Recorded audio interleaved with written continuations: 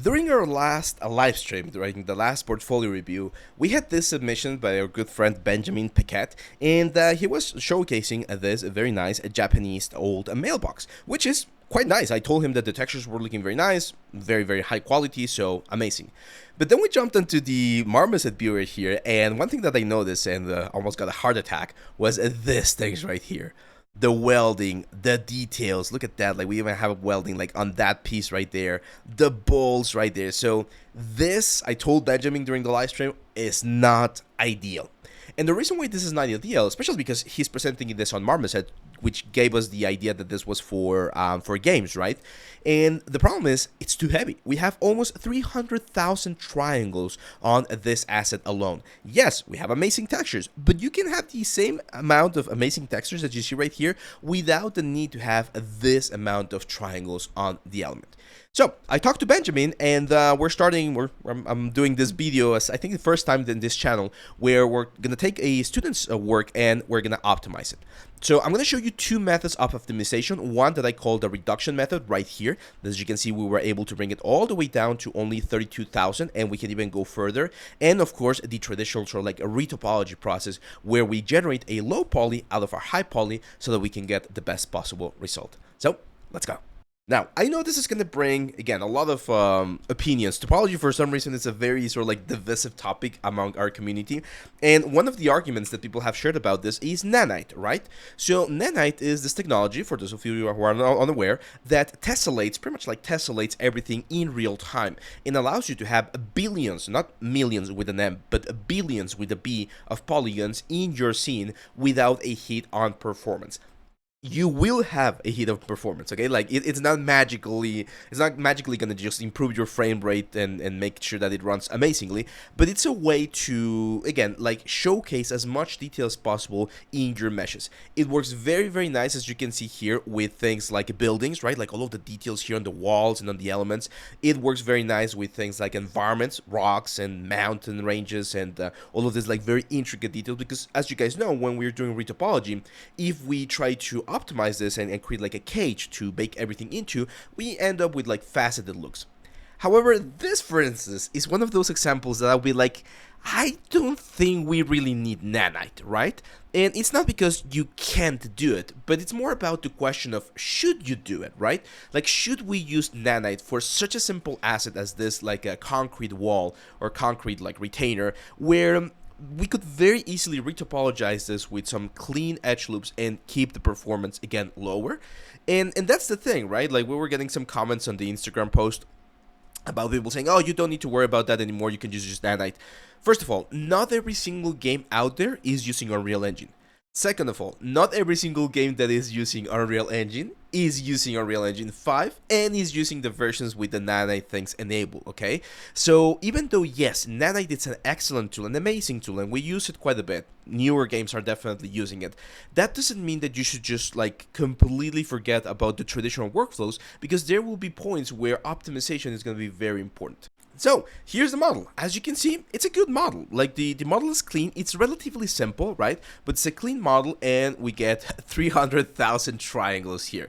If we take a look at the UVs, you're going to see that the UVs actually are quite nice. Like, it's a good optimization of the UVs, I would say. I don't have the textures with me. I'm going to see if I can ask our good friend here, Benjamin, to send them to us as well. Because another video I want to work with you guys is how to transfer all of the details, because he already has some very cool things right here, and it is possible to transfer those textures into a new UV set or a new element.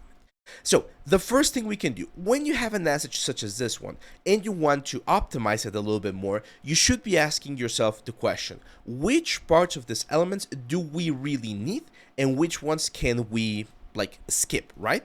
And the easiest way to do that is to eliminate or delete things that we won't see.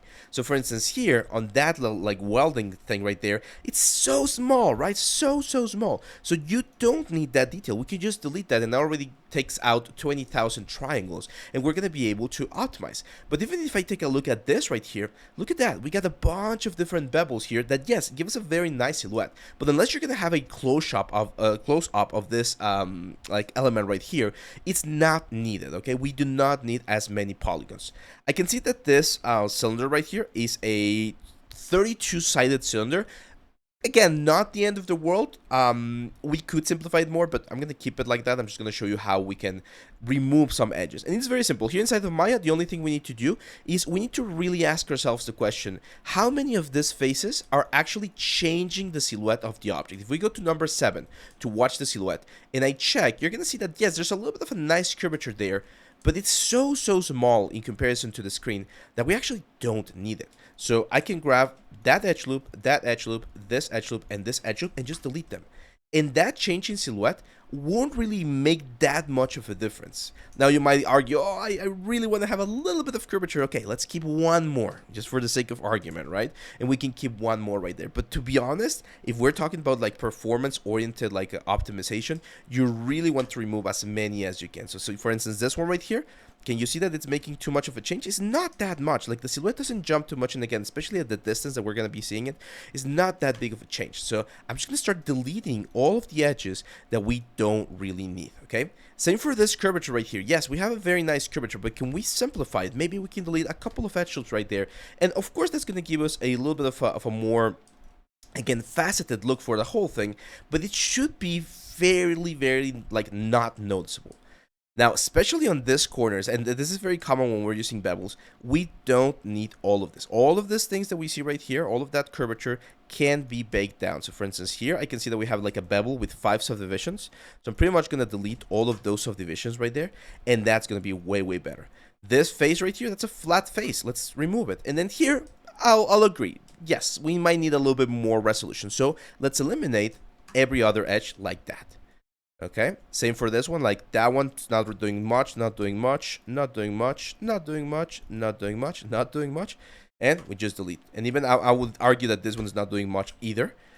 Same for all of this ones, like we don't need as many. Can definitely simplify that to still keep a nice curvature, but again, remove all of the unnecessary edges. Edges that are not really contributing to the face of the element. And here's where, again, when we go into production pipelines, things can change wildly. There would be, like, I've worked on mobile games, for instance, and the amount of polygons that you can have there is extremely limited because everything is running on the phone. The VR stuff that we do here at the studio, very low poly. We need to really optimize because everything is running on a very small processor. And I know cell phones nowadays are super strong and stuff, but still, you gotta be mindful of where you're really gonna be, I don't want to say wasting, but investing the polygons that you need. So again, I'm just going to delete some of them. Now, the next issue that we have, other than the bevels, that again, as I mentioned, it should be fairly easy to understand. Hopefully everyone is getting why this is important. Like, just remove or minimize or simplify as many of the bevels as you can so that we have a more low poly version. You can see that right now we're already bringing this quite low. Now, I'm going to go ahead and just like get rid of all of the weldings right here. You can see that even all of these letters here have a welding. That's something that you can totally add on texturing, okay? So when we're doing texturing, we can use all of those elements to really bake them down into an asset that's going to be way more manageable. Look at that. Just by removing the weldings, we're already all the way down to 71,000 triangles, which is more than 1/3 of optimization. Careful with these ones as well. Look at that. And I think I'm gonna risk it here by saying that I think you use a plugin, because I remember seeing a plugin for Blender. I think this asset was done in Blender that creates those weldings, and it's fine. I'm not saying that it's a wrong approach or anything. I'm just saying that we need to be very smart about how we optimize things. Okay. So again, look at this, the amount of like crazy bevels that we have over on this side. So let me just select all of them, and there we go.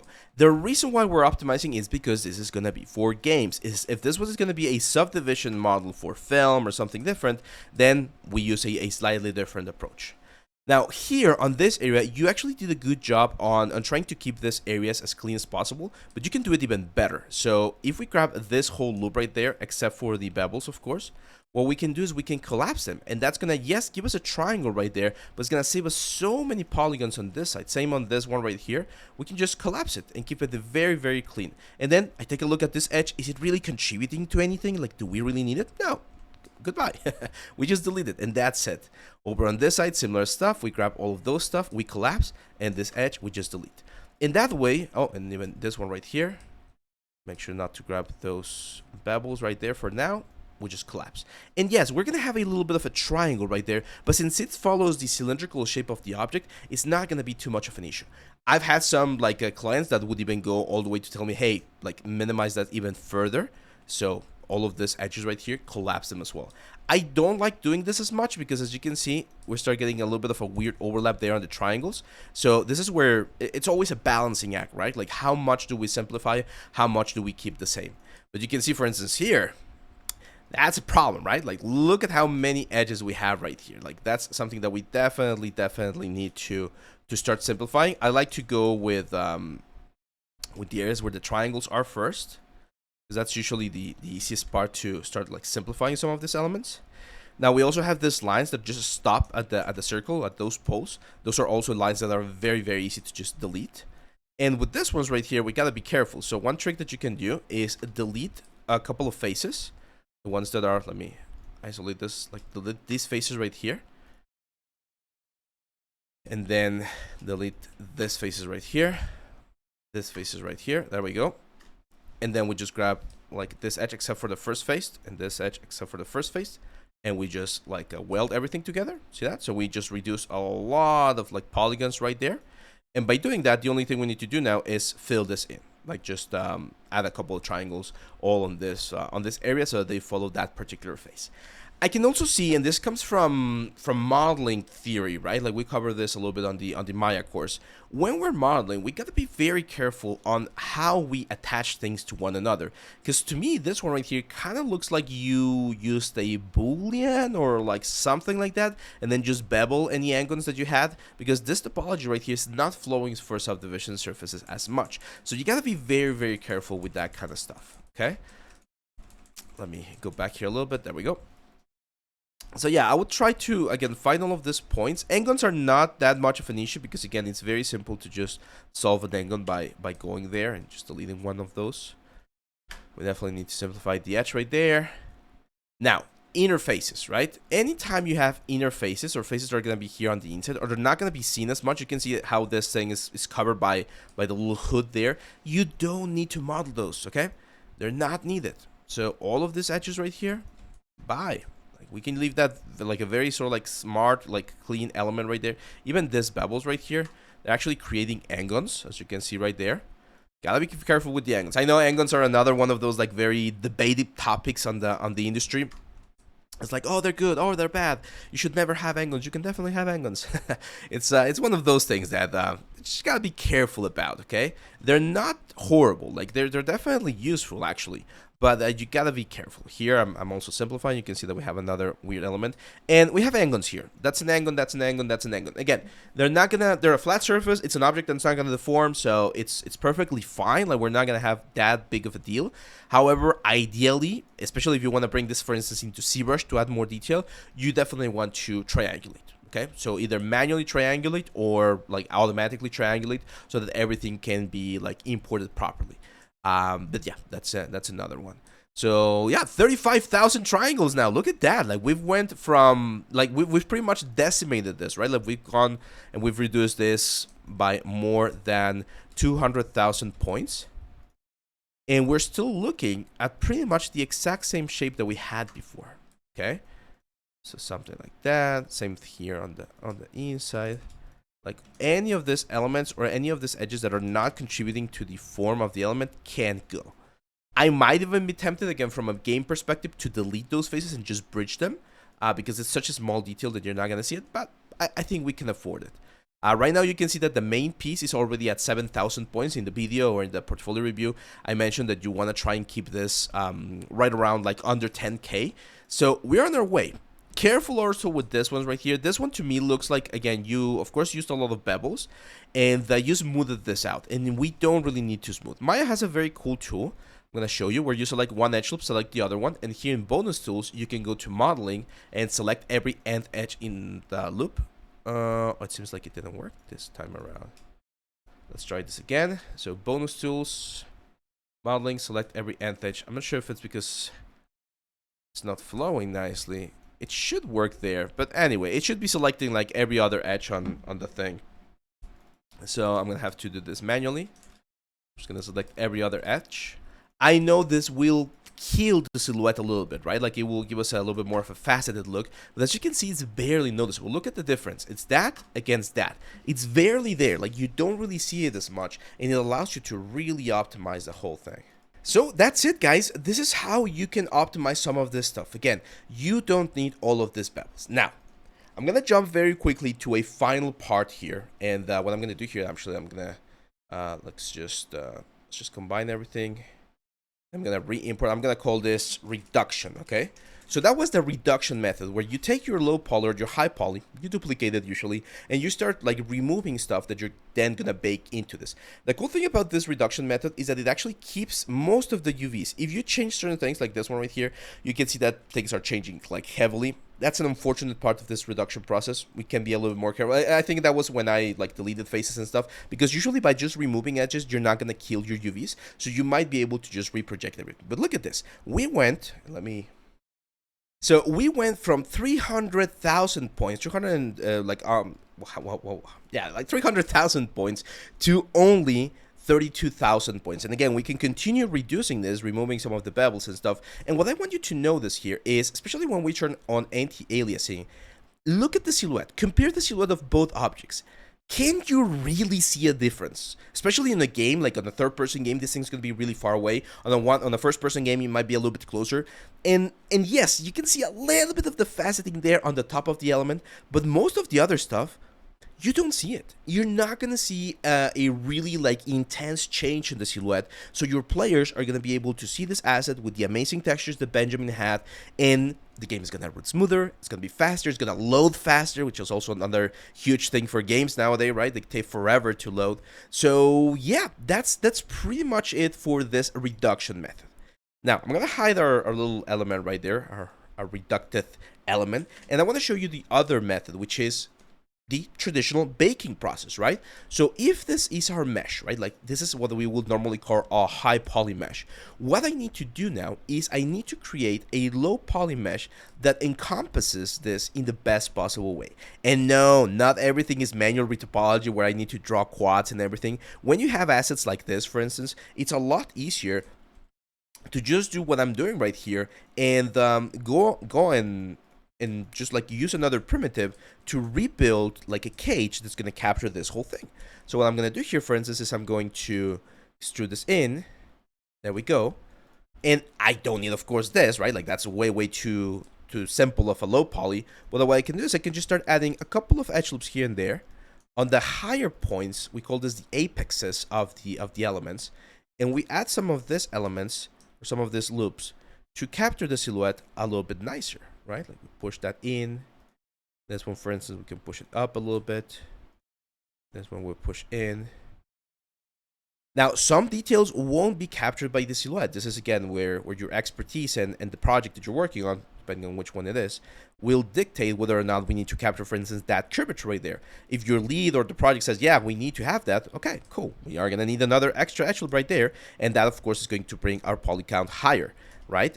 Sometimes they're gonna tell you no, like everything's gonna be just flat, and all of that information is gonna be captured in a very low poly. Like here, like I don't consider that to be an extreme curvature that we really need to capture, so I'm just gonna leave it like that. Control E, and we're gonna go all the way up here. See that? I'm just gonna go all the way here. That little loop, remember that we talked about that one? I'm just gonna skip it. There we go. Let me just make sure that I'm actually extruding faces.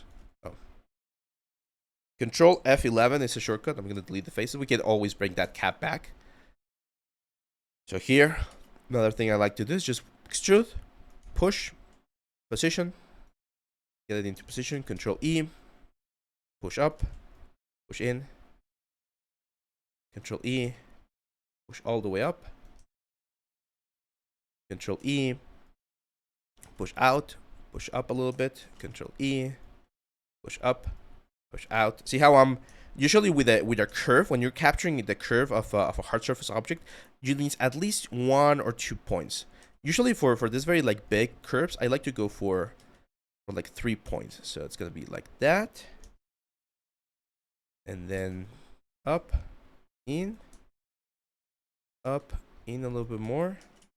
I know we have a little bit of a curvature there, so I'm gonna go in a little bit, and then out. Just 1 point to capture that whole thing. Okay, hopefully this makes sense, guys. I know it's a little bit tedious to go through this process, but this is what will make you a more valuable asset for any studio, because you know, if you're watching this all the way until right now, first of all, thank you. And second of all, that's great, because that means that you really care about this stuff. And it might not seem like much, but one thing that you're going to realize when you're working on the studio is that you don't want to be someone that's causing issues. Like, one of the worst things, and unfortunately I've had that happen to me in our small studio, not recently, but a couple of years ago, we've had like artists that were not good. Unfortunately, they were not really good, and it was more stress and more work for us as the leads to fix and sort of like what's the word, like be thinking about what everyone was doing and just making sure that they were doing it fine. It was just not a good time. So it's very, very important that you know this stuff and you apply it to your work, because that way when you show me, it's like, hey boss, this is what I got right now. It's like, cool, that's great, that's awesome, that's exactly what I was looking for. And now we can move to the next stage. So I don't need to babysit. I think that's the word. I don't need to babysit you, because you know how important this sort of like optimization is going to be. So look at that. Now for this final point here, very easy. We just say mesh fill hole, and then we grab the little hole right there, say edit mesh, and we poke. That's it. So now we've rebuilt the whole core of the element, and look at that, only 1,500 triangles. Right? Way, way less than the reduction one. The big question is, what about all of these other elements? If it's not that important, like that little bolt right there, I might not even include it on the low poly. I'll just delete it. This door right here, if it doesn't change the silhouette too much, I might just create a box, overlap it on top. Like, it doesn't even need to be combined, because again, we're not going to be combining. Same for this cylinder right here. Let me show you. Actually, let's do the box here. So let's say this box, right? Like, that's a very, very cool box. But again, we don't need that much like resolution. So I'm going to create a box right here. I'm going to capture the general like shape of the box. I need to get this as close as possible to the box. This face right here is going to be very, very thin. Right around there. You can see going into the elements. And this back face right here is going to go into the element. I'm going to extrude it up a little bit. There we go. And we can actually delete the face because we're not going to see it. And then, yeah, I agree. Like, if we look at this in the game, it's going to look very weird. So this cube right here, we can definitely keep it a bevel. 2 segments and a relatively small fraction, something like that. This one, let's make sure to say mesh soften edge. There we go. And we don't actually need to merge this ones. We can leave like this. Yes, there's going to be a little bit of wasted space over here on the texture side of things. But if we leave them like this and we then go and bake this in our baker, like marmoset or substance or whatever, things will be projected on both sides, and you're not going to be able to tell the difference on the elements. This is one way to do it. Again, it's an object that's not going to deform, it's not going to be animated, it's just a static object, so it works. But if you want to be more like precise about it, then yes, we can just cut this, stitch this with like triangles and stuff, and make it a little bit nicer. But this is it. Like, this whole box that we have right here, like all of those details, all of those like indentations, the keyhole, like all of those things, they're all baked down into this object right there. You don't need to waste more polygons than this to bake all of that in.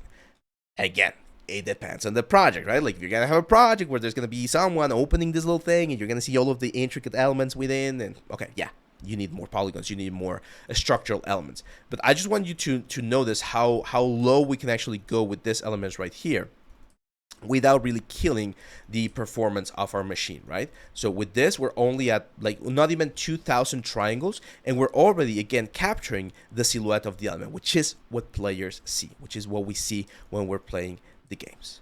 So there we go, my friends. With this, hopefully you get a better idea of why we need to optimize and how we normally optimize the assets for our productions. This, again, is a very, very good high poly asset that I might use, for instance, for a cinematic or for like a commercial shot or something that's gonna do like not real-time render, right? Like a traditional render like our neural cycles.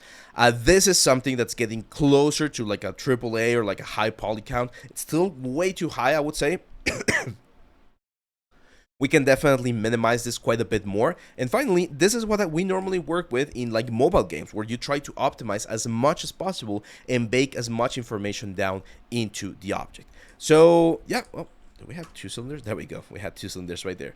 So yeah, my friends, I hope this was a useful lesson for everyone. I know it's a little bit more technical than we usually do, but I also wanted to try this where I grab a student's work and I try to help you out with the things that we normally look for in production. So if this is the kind of content that you like, if this is like another series that maybe we could start, let me know here in the comments, because I did have a lot of fun like figuring out and trying to give you guys feedback on this specific asset, and I think it could be a potentially good thing. So yeah, that's pretty much it, my friends. I'll see you back on the next one.